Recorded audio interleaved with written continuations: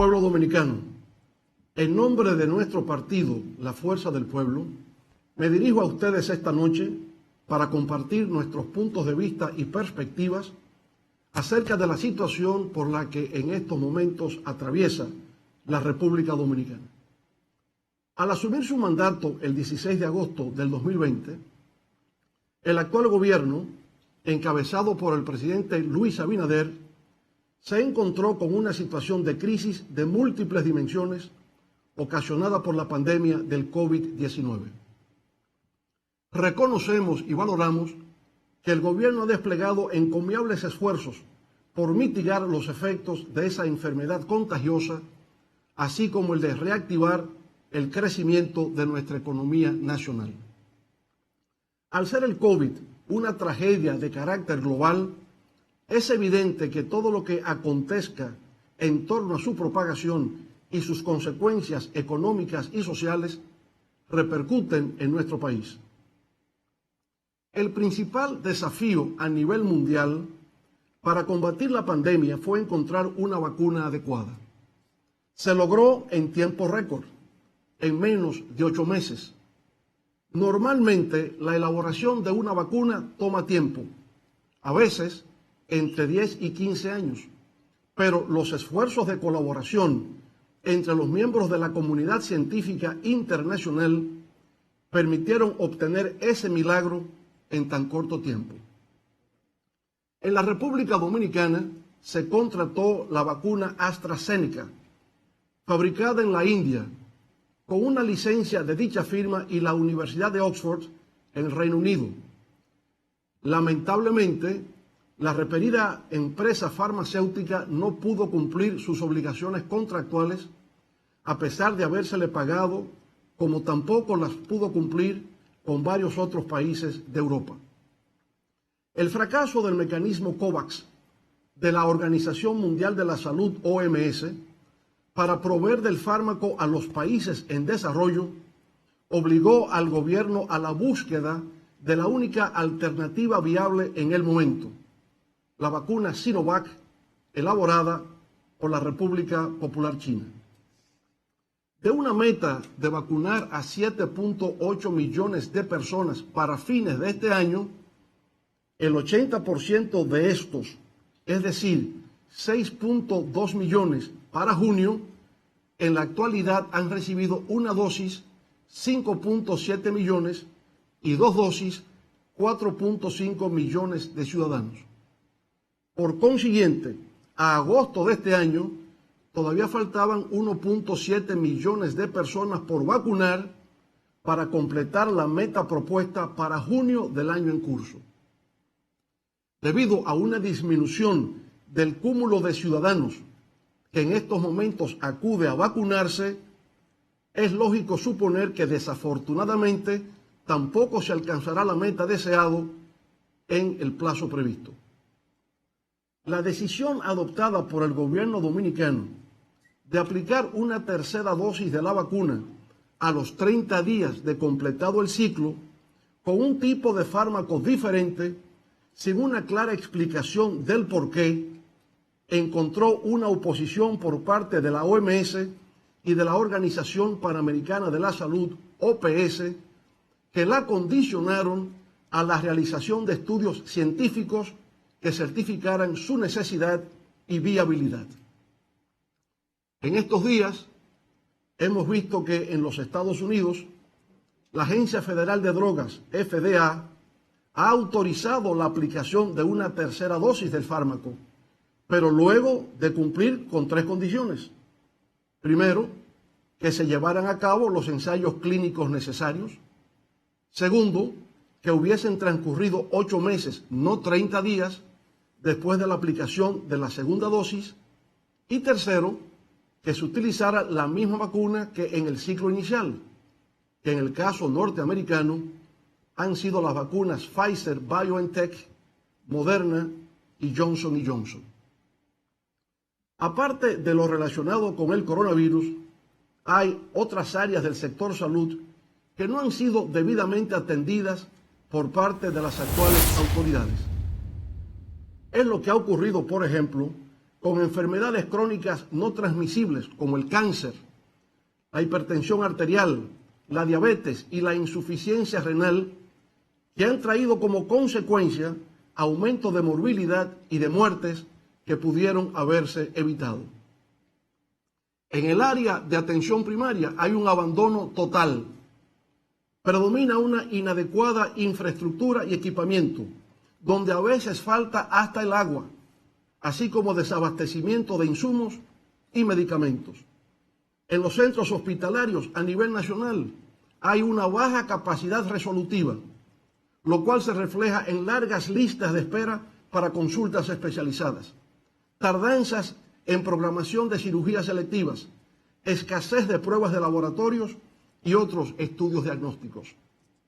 Más aún, hay una falta de recursos humanos, técnicos y profesionales causada por las indiscriminadas cancelaciones de profesionales y técnicos de alta calificación en el área. En lo que concierne a la economía, es preciso señalar que de conformidad con datos ofrecidos por el Banco Central, durante los primeros 6 meses de este año 2021, la economía dominicana creció 13.3% y se pronostica que para el año en su totalidad crecerá en 7.5%. Parecen cifras astronómicas, pero en verdad se trata de un rebote estadístico que compara la reactivación del crecimiento de este año con el colapso experimentado en nuestra economía en el 2020, que fue de menos 6.7% del PIB. No obstante, cuando se establece una relación entre los resultados del crecimiento económico del 2021 con los del año anterior a la pandemia, el 2019, resulta que la proyección real de crecimiento para el 2021 es tan solo de 0.3%. Fíjense ustedes, de una proyección de crecimiento por rebote estadístico de un 7.5% a una realidad de solo 0.3%.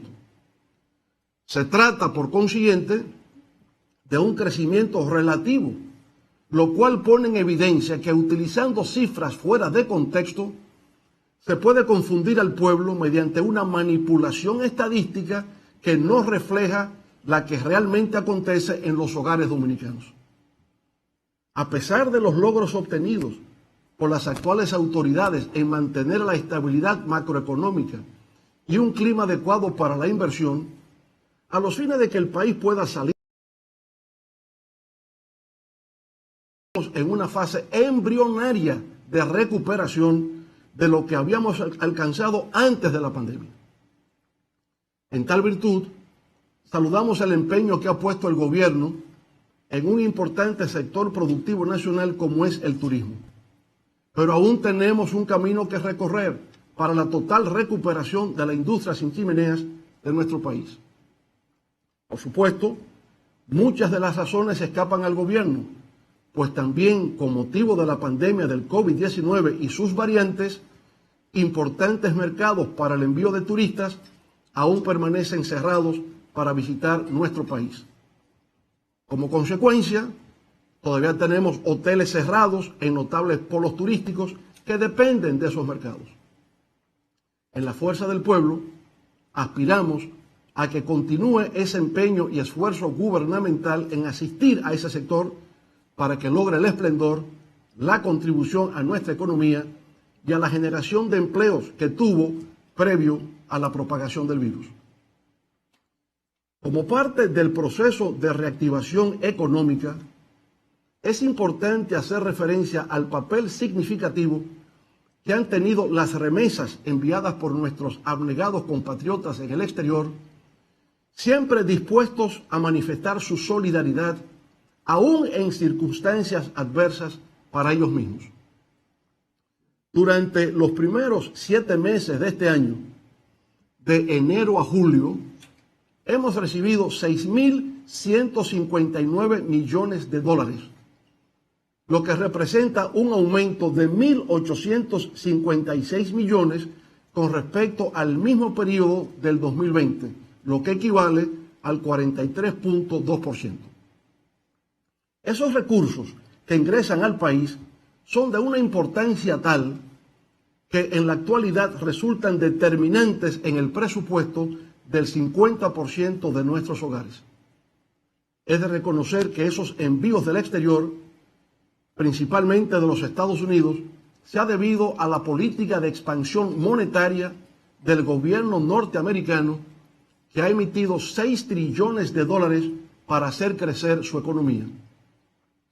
Esa expansión monetaria, al mismo tiempo, ha contribuido a ampliar la reactivación del resto de la economía mundial y, naturalmente, también de la economía dominicana.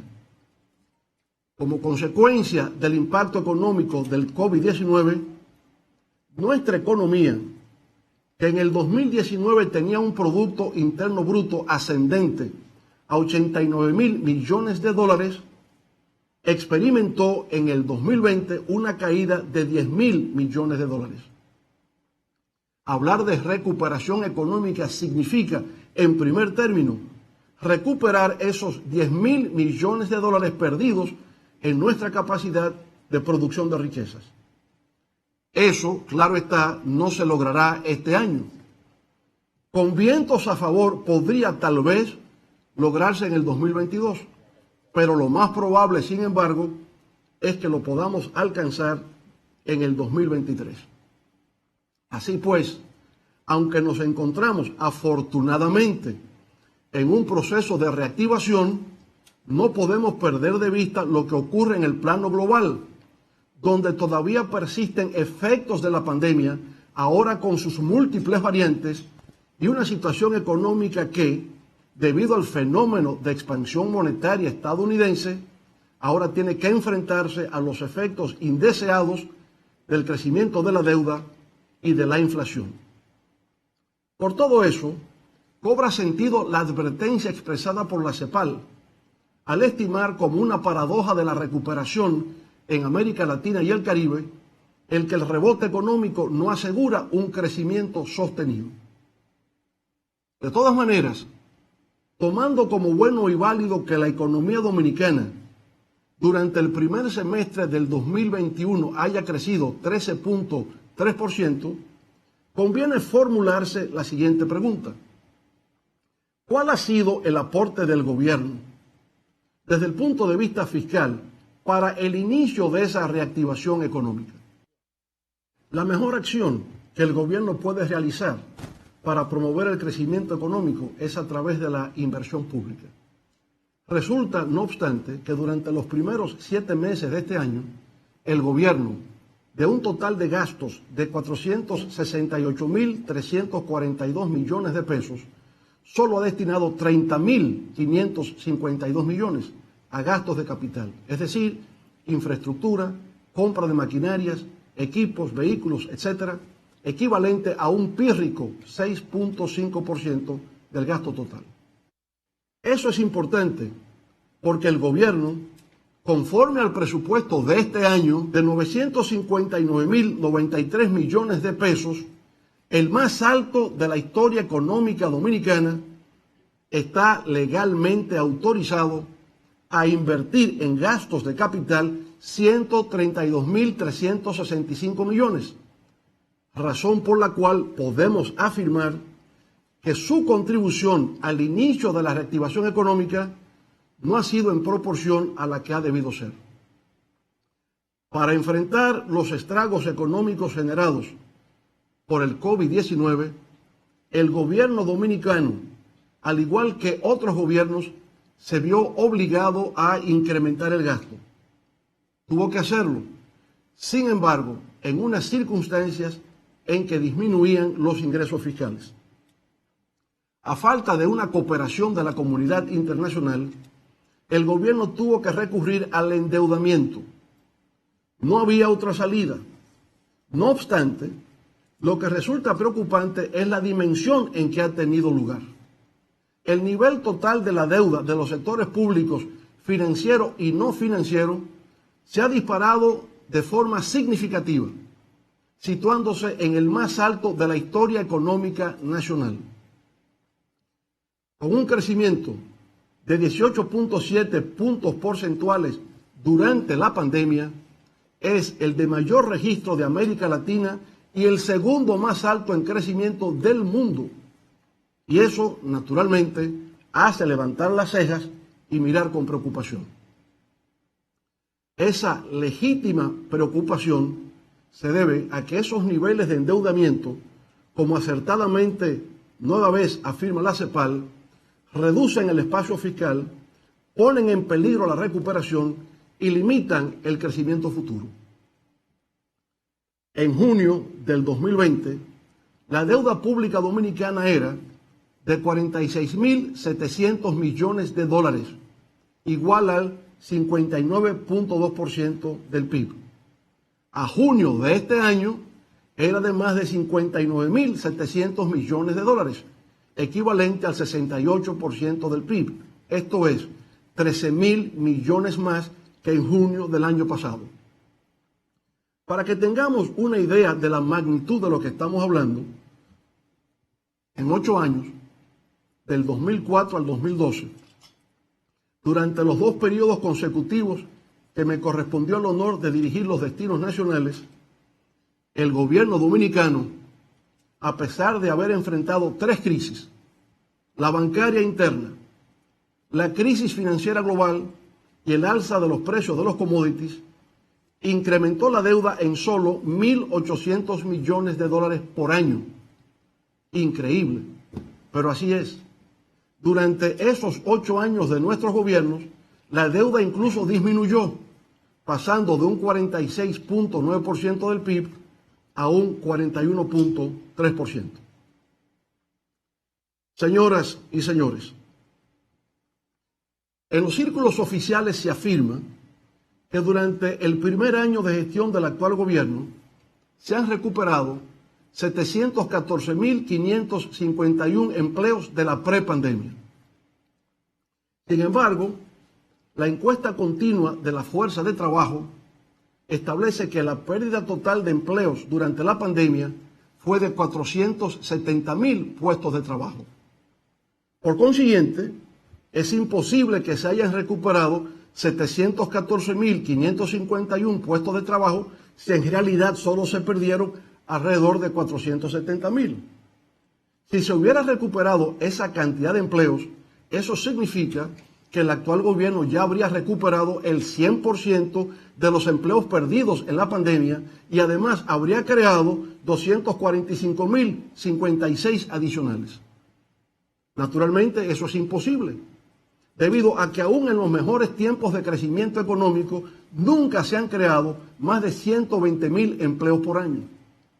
La verdad es que la pérdida de empleos provocada por el COVID-19 todavía no ha logrado recuperarse y hacen falta alrededor de 192.500 puestos de trabajo para lograrlo. Y a pesar de los programas de asistencia social, Quédate en Casa, FASE y PATI, los cuales fueron extendidos hasta diciembre del 2020, la pobreza aumentó en nuestro país. En términos absolutos, esto implicó que 268.515 dominicanos descendieran a niveles de pobreza general, incrementándose de igual manera la indigencia o pobreza extrema.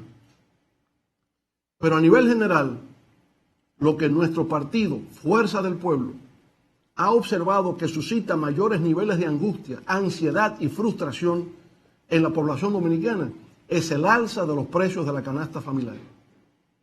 Un ejemplo es lo que ha ocurrido con los precios del pollo, un producto de primera necesidad, fundamental en la dieta diaria de nuestro pueblo, que junto al arroz ocupa los primeros lugares en términos del gasto alimenticio de las familias dominicanas.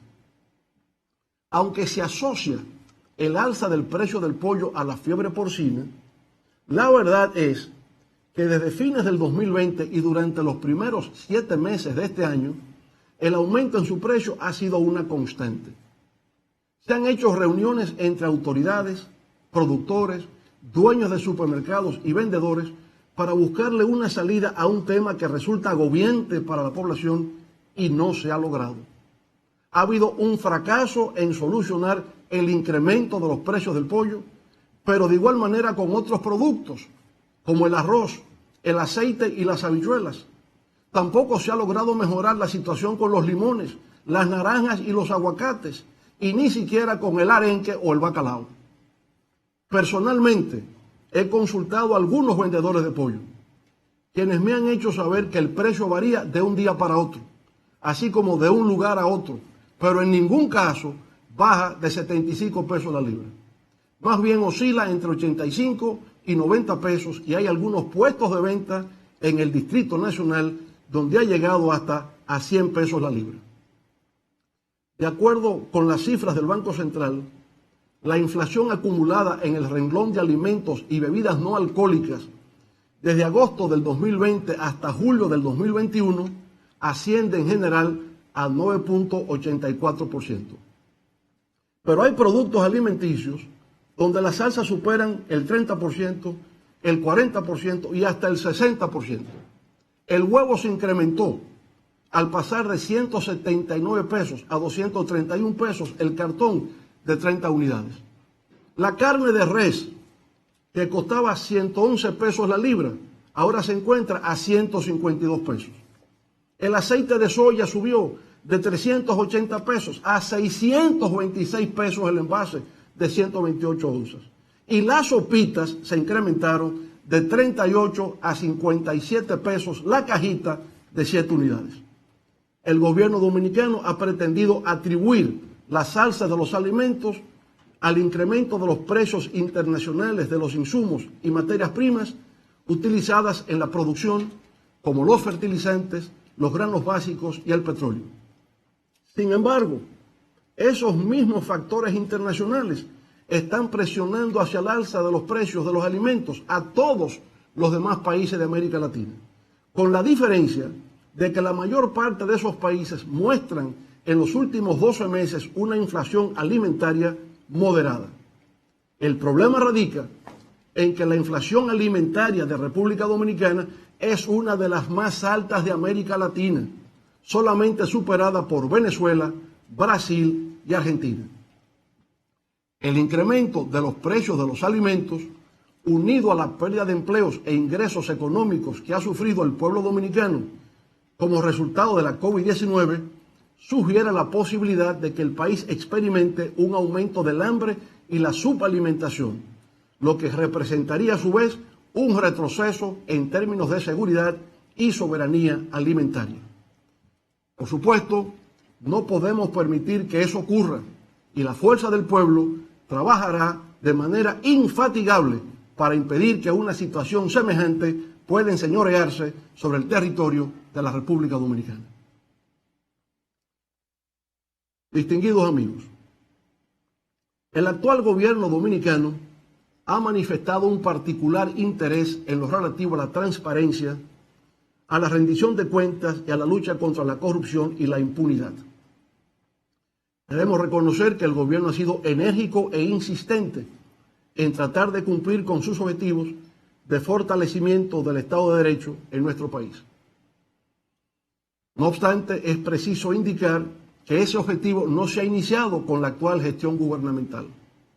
Desde el 1996, durante nuestra primera gestión de gobierno, se puso en ejecución un plan integral orientado hacia la reforma y modernización del Estado dominicano.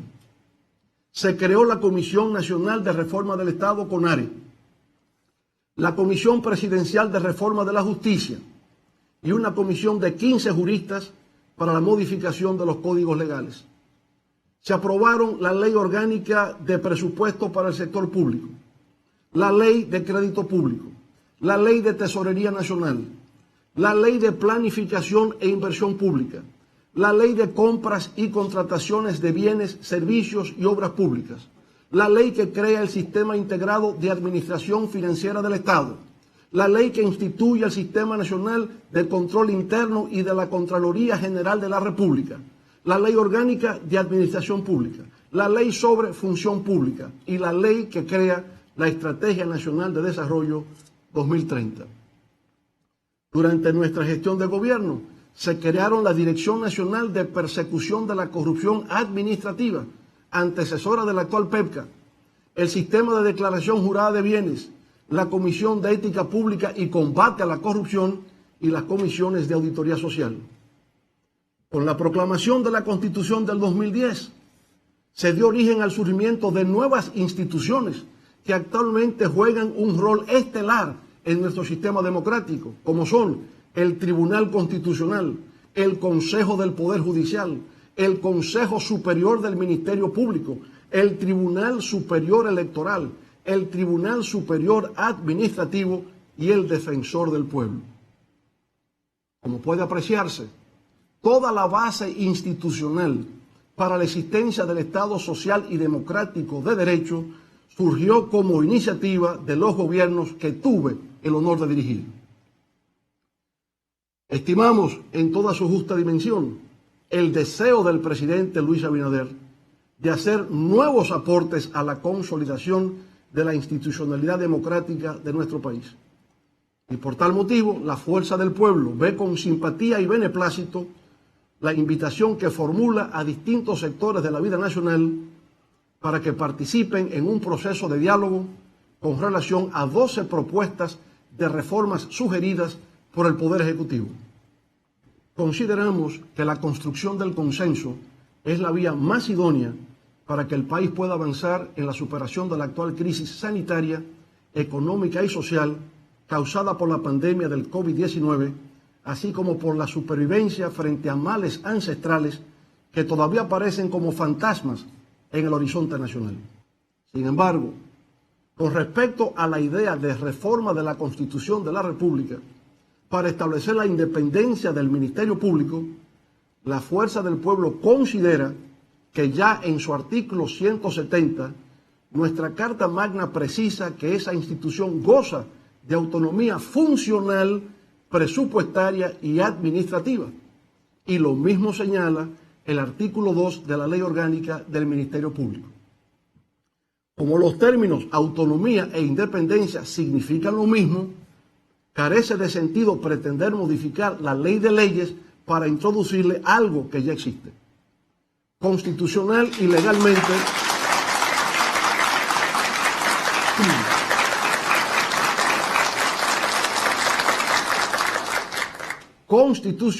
legalmente, el Ministerio Público en la República Dominicana es independiente. Frente a todos los grandes desafíos históricos, nuestro pueblo siempre ha salido airoso. Lo referente a la pandemia del COVID-19 y sus secuelas económicas y sociales no serán una excepción. Sin embargo, frente a cualquier crisis hay que procurar ser moderado y cauteloso. Se requiere establecer un balance entre el optimismo de la voluntad y el realismo de la razón. Bien lo decía Confucio, un sabio oriental de la antigüedad, al señalar las siguientes palabras: los cautos rara vez se equivocan. Y así es. Muchas gracias y buenas noches.